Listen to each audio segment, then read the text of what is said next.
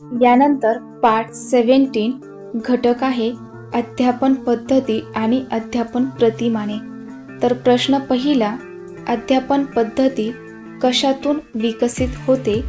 तर उत्तर आहे अध्यापन पद्धती अनुभवातून विकसित होते। प्रश्न दुसरा, अध्यापन प्रतिमाने कशातून विकसित होतात? तर उत्तर आहे अध्यापन प्रतिमाने संशोधनातून विकसित होतात। प्रश्न तिसरा, अध्यापनाचा आराखडा कसा असतो?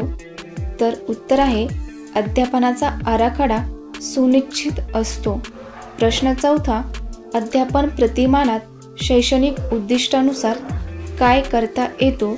तर अध्यापन प्रतिमानात शैक्षणिक उद्दिष्टानुसार बदल करता येतो।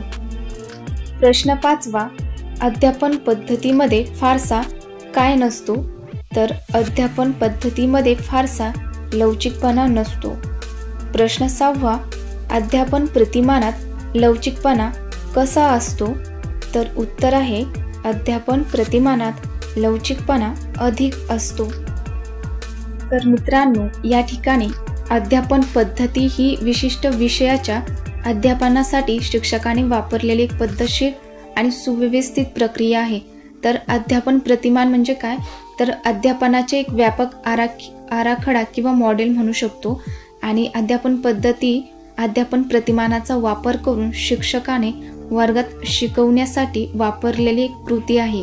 म्हणजेच थोडक्यात सांगायचं झालं तर अध्यापन पद्धतीमध्ये शिक्षकाने वर्गात शिकवण्यासाठी वापरलेली एक विशिष्ट सुव्यवस्थित आणि पद्धतशीर प्रक्रिया आहे। तर अध्यापन प्रतिमान म्हणजे काय? अध्यापनाचा एक व्यापक आराखडा किंवा मॉडेल ज्यामध्ये विशिष्ट उद्दिष्टे साध्य करण्यासाठी मार्गदर्शन करत असते। थोडक्यात सांगायचं जर झालं तर अध्यापन पद्धती ही एक प्रत्यक्ष कृती आहे, जसे की व्याख्यान देणे, चर्चा करणे आणि गटकार्य करणे। त्याचप्रकारे अध्यापन प्रतिमान हे एक सैद्धांतिक आणि वैचारिक चौकट आहे, ज्याचा वापर पद्धती निवडण्यासाठी मार्गदर्शन म्हणून केला जातो।